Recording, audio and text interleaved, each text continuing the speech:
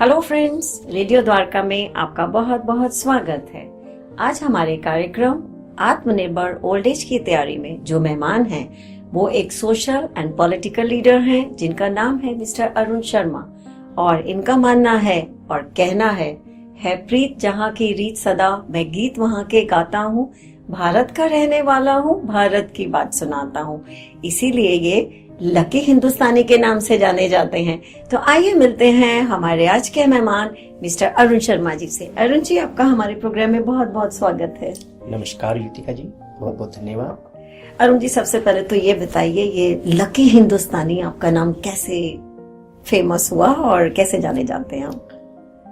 Lucky मेरी स्वर्गीय माता जी का दिया हुआ नाम है और हिंदुस्तानी जिस पावन धरती पर मैंने जन्म लिया उस भारत माता की देन है। जनरली होता क्या है कि हम जातियों में बढ़ चुके हैं और हमारे यहाँ जातियां कभी नहीं थी। हमारे यहाँ वेदों में, पुराणों में, ग्रंथों में वर्ण व्यवस्था है। हाँ जी। और वर्ण व्यवस्था को हम चाहते हैं कि माने, लेकिन खुद के ना करके दूसरे के द्वारा माने। यानी ये कह लीजिए कि भगत सिंह पैदा तो हो, मेरे नहीं पड़ोसी के घर में, तो नहीं, भगत सिंह पैदा हो तो अरुण शर्मा के घर के में। और इसीलिए मैं जातियों से ऊपर हटकर हिंदुस्तानी हूं। जब जर्मन में रहने वाला जर्मनी, इजराइल में रहने वाला इजरायली, तो हिंदुस्तान में रहने वाला हिंदुस्तानी क्यों नहीं? क्यों जातियों में? क्यों जातियों में बैठे? हम शाश्वत हैं, सनातनी हैं, शाश्वत हिंदू हैं। हमारे यहाँ वर्ण व्यवस्था थी, जो जिस कार्य को करता था उस कार्य के हिसाब से उसका वर्ण होता था। लेकिन आज कुछ राजनीतिक और आर्थिक दृष्टि से लोगों ने उसे बांट दिया, जो गलत है। तो आप उन सब से ऊपर अपने आप को एक हिंदुस्तानी के ऊपर तो नहीं जानना चाहते हैं, लेकिन एक मैं अपने आप को शाश्वत हिंदू, शाश्वत सनातनी मानता हूँ। Very good. तो अरुण जी, जैसे हमारे प्रोग्राम का नाम है आत्मनिर्भर ओल्ड एज की तैयारी, तो सबसे पहले तो हम ये जानना चाहेंगे कि आत्मनिर्भर से आपका क्या तात्पर्य है? आत्मनिर्भर से मतलब स्वयं पर निर्भर होना। ईश्वर ने हमें इतनी शक्तियों के साथ धरती पर भेजा है जिसका हम पूरे जीवन में मात्र कुछ % भी इस्तेमाल नहीं कर पाते, क्योंकि हमें आदत पड़ चुकी है दूसरे पर निर्भर रहने की।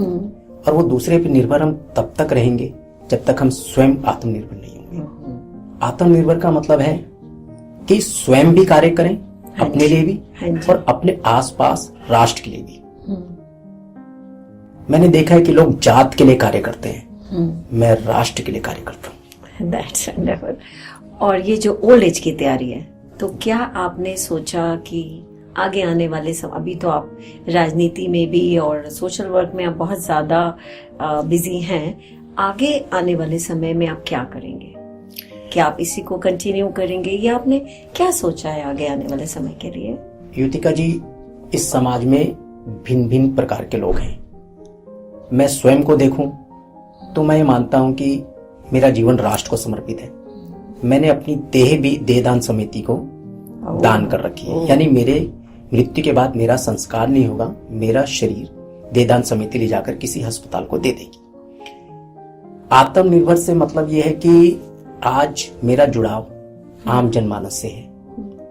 पूर्व प्रधानमंत्री अटल बिहारी वाजपेयी जी का जब देहांत होता है तो उनको वर्तमान के प्रधानमंत्री, जो आज दुनिया में सबसे ज्यादा सक्षम माने जाते हैं, नरेंद्र मोदी जी कंधा देते हैं। साथ ही साथ लाखों की भीड़ उनके दर्शन करने, उन्हें कंधा देने के लिए खड़ी थी। यानी वो आर्थिक दृष्टि से मजबूत नहीं थे लेकिन आत्मनिर्भर थे। आज एक विकल्प वो है और एक विकल्प ऐसा है कि जो आम जनमानस है उसे कहीं ना कहीं आर्थिक दृष्टि से मजबूत होना है तो घर से बाहर तो निकलना होगा। हम ये मान लेते हैं कि हम बुजुर्ग हो गए, अब हम घर बैठ जाए, 60 के बाद हमें कुछ नहीं करना। लोग 80 साल की आयु में भी कुछ ना कुछ ऐसे कर रहे हैं, वो चिर युवा हैं। हमारे अडवाणी जी चिर युवा की दृष्टि में आते हैं। तो इसलिए जब तक आप घर से बाहर नहीं निकलेंगे, लोगों के साथ जुड़ाव नहीं करेंगे, तब तक आत्मनिर्भर नहीं होंगे। तो अरुण जी, आपके ख्याल से ओल्ड एज की तैयारी, उसके लिए फाइनेंसेस कितनी इंपॉर्टेंस रखते हैं और क्या आपको लगता है कि कुछ पैसा जोड़ के रखना चाहिए, और क्या आपने कुछ जोड़ के रखा हुआ या कुछ सोचा है? देखिए, जोड़ के रखना तो बहुत जरूरी है। उसके लिए पेंशन स्कीम्स हैं, बहुत सारी सरकार की स्कीम है। क्योंकि आज किसी भी परिवार में चले जाइए, हम अपने परिवार के लिए कर तो बहुत कुछ देते हैं, लेकिन वही परिवार हमें वृद्धाश्रम छोड़ाता है। तो उसके लिए हमें तैयारी स्वयं करनी होगी और साथ ही साथ अपने हम उम्र लोगों के साथ जुड़ाव रखना होगा, क्योंकि वही एक दूसरे का दुख दर्द को समझ सकते हैं। सरकार ने आपके लिए बहुत सारी स्कीमें बनाई हैं, उस स्कीम को लाने के लिए, उसको इस्तेमाल करने के लिए कोई ना कोई तो आपका एक समूह होना चाहिए। वो समूह जब एकजुट होगा तो आपको तभी आगे बढ़ पाएंगे। ये बिल्कुल सही आपने कहा, एक दूसरे से जुड़े रहना बहुत जरूरी है और ये आज से ही करना पड़ेगा। ये एक उम्र के बाद आके हम नहीं सोच सकते कि अब हम जुड़ना शुरू करें, और एक बीच में मिलेंगे तभी एक दूसरे का हाल पता चलेगा। और इसीलिए कहते हैं काल करे सो आज कर, आज करे सो अब, पल में पल्ले होगी, बहुरी करेगा कब। हाँ जी, तो अरुण जी इसके साथ हम ये भी जानना चाहेंगे कि ये तो फाइनेंसेस आपने बताया कि वाकई जरूरी है, और क्यों जरूरी है इसका भी रीजन आपने बताया बहुत अच्छे से। दूसरा एक होता है कि हिम्मत तो होनी चाहिए ना, शरीर में ताकत, तो उसके लिए क्या किया जाए और आप क्या कर रहे हैं? देखिए, हिम्मत मर्दा मदद रब, जब तक आप स्वयं कदम नहीं उठाएंगे, हाँ जी, कुछ नहीं होगा। बिना मरे स्वर्ग नहीं मिलता। आपको स्वयं के लिए ही करना है। स्वयं का मतलब व्यक्तिगत अपना जीवन नहीं, राष्ट्र है, क्योंकि आपसे प्रेरणा लेकर के लोग आगे बढ़ेंगे। कोई तो व्यक्ति आगे हो। एक्सरसाइज या मतलब अपने आप को फिजिकली फिट रखने के लिए क्या करते हैं? युतिका जी, मैं झूठ नहीं बोलता, मैं कभी भी जीवन में एक्सरसाइज नहीं करता। मैं योगा व्यायाम नहीं करता, लेकिन मैं बहुत ज्यादा चलता हूँ। हाँ, मैं अपने आप को पॉजिटिव रखता हूँ। आप कुछ मत करिए, सकारात्मक सोच को रखिए। आपकी सकारात्मक सोच आपको बुलंदी पर ले जाएगी। जहां आपके दिमाग में नेगेटिव थॉट्स आएंगे, वहां आप धीरे धीरे गिरते जाएंगे। इसलिए सदैव सकारात्मक रहिए और वॉक जरूर करिए। हाँ बिल्कुल, सबसे अच्छा व्यायाम है पैदल चलना। जितना ज्यादा आप पैदल चलेंगे उतना आपका स्वास्थ्य ठीक रहेगा, स्वस्थ रहेगा। और अपने आप को इमोशनली बैलेंस रखने के लिए, इमोशनली साउंड रखने के लिए क्या करते हैं और क्या कर सकते हैं? आपने तो अपना बताया। देखिए, इमोशंस के सहारे ही जिया जा सकता है। जिसमें इमोशंस नहीं है वो तो रोबोट है। हाँ जी। और कम से कम हम और आप रोबोट तो नहीं है। बिल्कुल। तो इमोशंस हमारे हमेशा जिंदा रहने चाहिए। इमोशंस की कोई उम्र नहीं होती, कोई उसका धन से लेना देना नहीं होता। कोई हमें प्यार करे ना करे, हमें प्यार बांटना है। तो इमोशनली अपने आप को स्ट्रॉन्ग कैसे रखें?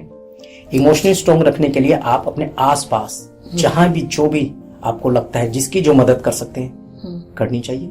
घर से जब आप निकलते हैं तो कुछ मत कीजिए, 2, 4, 5, 10 टॉफी तो जेब में रख सकते हैं। सड़क पर आपको ऐसे बहुत सारे बच्चे दिखेंगे जिन्होंने कभी शायद टॉफी भी ना खाई हो। आप उन्हें देंगे तो उनके चेहरे पर जो मुस्कुराहट होगी ना, वो आपका पूरा दिन बना देगी। बिल्कुल सही कहा आपने। किसी को एक मुस्कान देना सबसे बड़ा गिफ्ट होता है। आपको आत्म संतुष्टि होगी कि आज मेरे कारण उस बच्चे के चेहरे पर मुस्कान आई। आपने ये एक बहुत अच्छी बात कही है। तो दर्शकों, इस बात पे ध्यान दीजिए, इमोशनली फिट रखने के लिए कितना जरूरी है एक छोटा सा कदम, एक छोटी सी हेल्प, एक छोटी सी मुस्कान किसी को दीजिए, आप ऑटोमेटिकली मुस्कुराएंगे। तो अरुण जी, एक और बात बताइए कि तो फिजिकली और इमोशनली तो हम लोग स्ट्रॉन्ग इस तरह से हो सकते हैं, और आपने एक बहुत अच्छा एक तरीका भी बताया जो बहुत आसान भी है और सब लोग कर सकते हैं। दूसरा एक होता है कि एक उम्र के बाद, अब क्योंकि फाइनेंसेस भी हो गए, इमोशनली भी हो गए, हम लोग फिजिकली भी स्ट्रांग हो गए, लेकिन एक उम्र के बाद देखा जाता है कि आदमी अकेला हो जाता है, वो किसी भी कारण से हो। बच्चे हैं, परिवार है, सब लोग बिजी हो गए, कहीं हो गए, और अकेलापन सता रहा है। तो उसके लिए क्या किया जाए कि वो अकेलापन ना महसूस हो? कभी भी घर में मत टिकिए। आपके शरीर में जितनी भी ताकत है उसे एकजुट कीजिए, घर से बाहर निकल जाइए। कुछ नहीं मिलता, जिस भी धर्म पंथ को मानते हैं उसके उस स्थान पर चले जाइए, ईश्वर से इंटरेक्ट हो जाइए। आप कभी अपने आप को अकेला महसूस नहीं करेंगे। एक दूसरा, अपने हम उम्र के साथ लोगों से मिलना जुलना बढ़ाइए, वही आपके इस अकेलेपन को दूर कर सकते हैं। दुनिया की कोई ताकत, दुनिया की कोई दवा आपके अकेलेपन को दूर नहीं कर सकती। 1 और 1 11 होते हैं, ये हमारे बुजुर्गों ने हमें सिखाया है। हाँ जी। तो इसलिए लोगों से मिलिए जुलिए, जितना हो सके लोगों की मदद कीजिए, चाहे वो किसी भी दृष्टि से, किसी भी तरह से, और जैसे भी आप कर सकें, जिसका जितना सामर्थ्य है। बिल्कुल करना चाहिए। बहुत भगवान श्री राम का मंदिर बनने के लिए करोड़ों रुपए का फंड आ रहा था, लेकिन हर घर से कुछ ना कुछ लिया गया कि एक भाव जुड़े।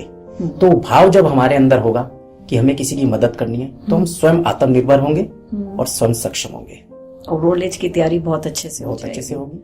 हमें कभी लगेगा ही नहीं कि हमारी उम्र निकलती जा रही है, क्योंकि हमने कभी माना ही नहीं कि हम बुजुर्ग हो रहे हैं, क्योंकि हम लोगों के साथ जो काम कल कर रहे थे वो आज कर रहे हैं, कल भी करते रहेंगे, तो उसमें आयु निकलती जाएगी। और जो ईश्वर ने किया होए वही जो राम रची राखा।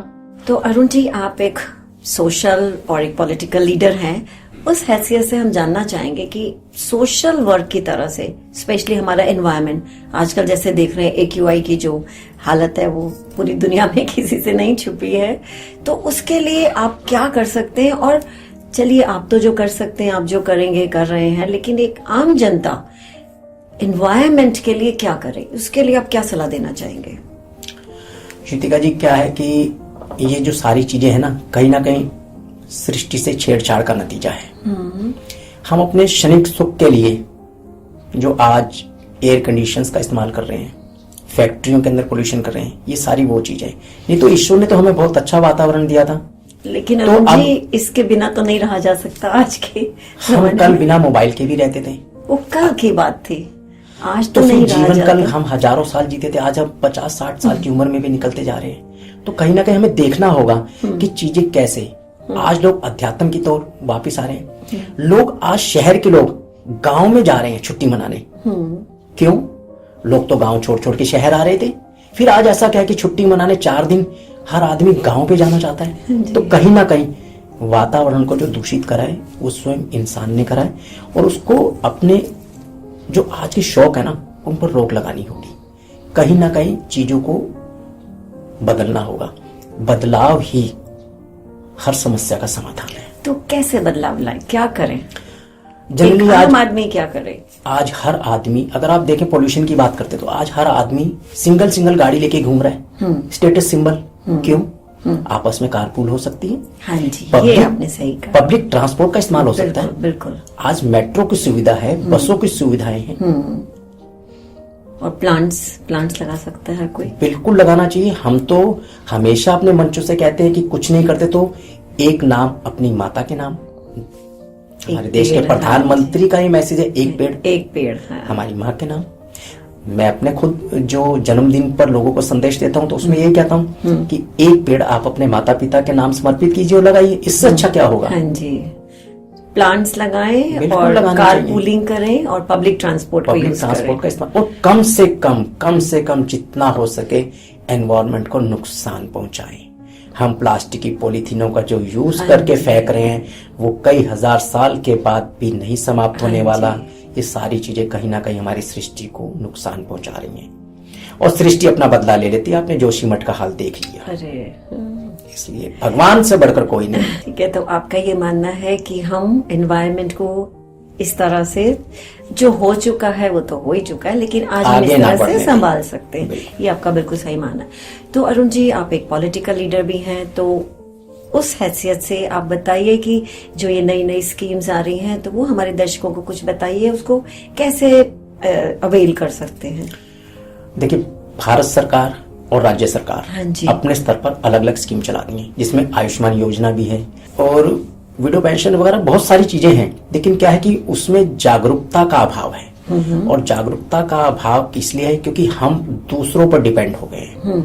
हम पढ़े लिखे, हमारे हर घर में कोई ना कोई पढ़ा लिखा है। हमें बिना झिझक अपने जो बच्चे हैं उनसे बात करनी चाहिए, अपने वो सभी प्रकार के कार्ड बनवाने चाहिए। फिर भी दिक्कत हो तो आप मानिए, मैं किसी राजनीतिक पार्टी का यहाँ समर्थन नहीं कर रहा, लेकिन आज सरकारें उपलब्ध करवा रही हैं, जन जन तक सुविधाएं पहुंचा रही हैं, अपने कार्यकर्ता भेज रही हैं, और साथ ही साथ सरकार को अगर थोड़ी देर के लिए छोड़ भी दें तो गैर सरकारी संस्थाएं, जिन्हें हम NGO कहते हैं, ट्रस्ट कहते हैं, बड़े स्तर पर अपने कैंप लगवाते हैं और निःशुल्क आपको सुविधाएं प्रदान करते हैं। फिर मैं दोबारा कहना चाहूंगा, आपको घर से बाहर निकलना होगा, लोगों से इंटरेक्ट होना पड़ेगा, अपनी समस्या का उनसे जिक्र करना होगा, तभी समाधान होगा। बिना समस्या का जिक्र किए समाधान नहीं होगा।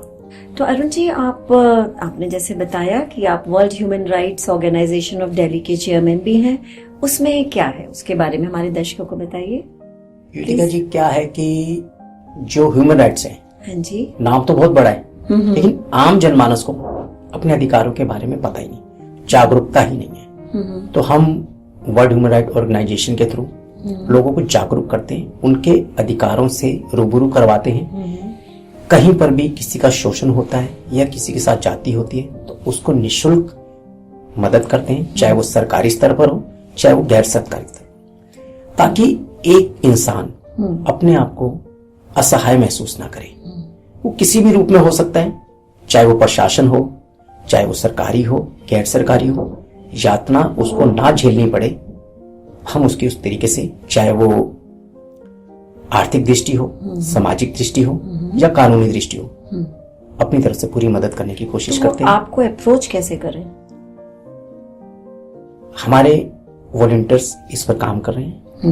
हमने हर स्तर पर अपने लोगों को जोड़ा हुआ है, जो आए दिन कोई ना कोई कार्यशाला लगाते हैं। अनेक कार्यक्रमों के अंदर जाकर के, अनेक मंचों पर जब हमें बुलाया जाता है तो हम अपने इस विषय को भी उनसे विनती करके रखते हैं, ताकि एक समाज और राष्ट्र में जागरूकता हो। और फिर कोई भी आम आदमी आपसे कभी भी रात के 12 बजे भी अगर किसी का फोन आता है तो लकी हिंदुस्तानी कॉल बैक करते हैं। मैं 12 महीने 30 दिन 24 घंटे ऑनलाइन रहता हूं। आप कभी भी बेझिझक कोई परेशानी हो कोई तो परेशानी आपसे डिस्कस मुझे की जा फोन कर सकते हैं, मैसेज कर सकते हैं, आपको उसका तुरंत जवाब मिलेगा। That's wonderful. वरुण जी, आपने बहुत अच्छे से ये सब चीजों पे एक रोशनी डाली है और अच्छे से सबको समझाया है। इसके अलावा आपका कोई और दर्शकों को अगर आप कोई और मैसेज देना चाहें तो प्लीज। सनातन से जुड़िए, जात के लिए नहीं, राष्ट्र के लिए जीवन समर्पित कीजिए, क्योंकि हमें हमारे बड़े बुजुर्गों ने बताया है कि ना जाने कितनी योनि के बाद मनुष्य जीवन मिला है, उसे यूं व्यर्थ मत कीजिए। 2 लाइनों में कहना चाहूंगा, चंदन है इस देश की माटी, तपोभूमि हर ग्राम है, हर बालक देवी की प्रतिमा, बच्चा बच्चा राम है।